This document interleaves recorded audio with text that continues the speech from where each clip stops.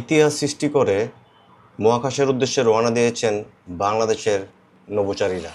আজ সন্ধ্যায় রাজধানীর আরামবাগ থেকে পারমাণবিক রিকশায় চড়ে মহাকাশের উদ্দেশ্যে রওনা দিয়েছেন তারা।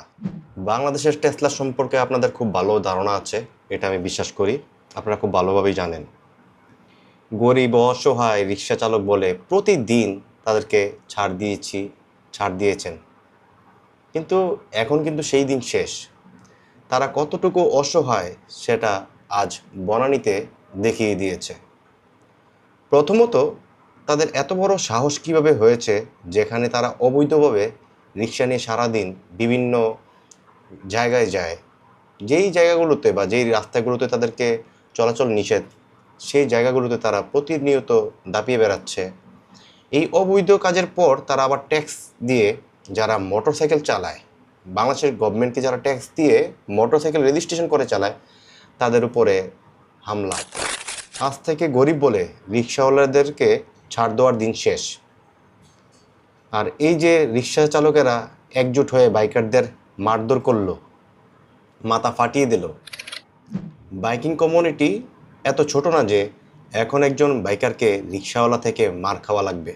খুব দ্রুত এদের জন্য বাইকারদেরকে দ্রুত সিদ্ধান্ত গ্রহণের জন্য আহ্বান জানাচ্ছি। সরকার কিন্তু বারবার ব্যর্থতার পরিচয় দিচ্ছে এই অটোরিকশাগুলোকে রাস্তা থেকে উঠিয়ে নেওয়ার জন্য। এর আগে একবার পদক্ষেপ নিয়েছিল, কিন্তু কোনোভাবেই তারা অটোরিকশাগুলোকে রাস্তা থেকে উঠাইতে পারে নাই। যারা এই সচেতন নাগরিক আছেন তাদেরকে আমি বলবো, আপনারা দয়া করে কিছুদিন অটোরিকশায় চড়বেন না। অটোরিকশায় যদি না চড়েন, এমনিতেই যখন কাস্টমার পাবে না তখন অটোরিকশা চাহিদা কমে যাবে। আর যারা অটোরিকশা চালায় আমি দেখছি তাদের বয়স খুবই স্বল্প বয়সের, গানজুট্টি বলি আমি, বা নেশাখোর, ওরাই অটোরিকশা চালায় আর ওদের বিহেভিয়ার খুবই বাজে। আর যারা প্যাডেল রিক্সা চালায় তারা বয়স্ক, মানে কি বলবো আর, মানুষও মানে আমরাও অনেক খারাপ মানুষ।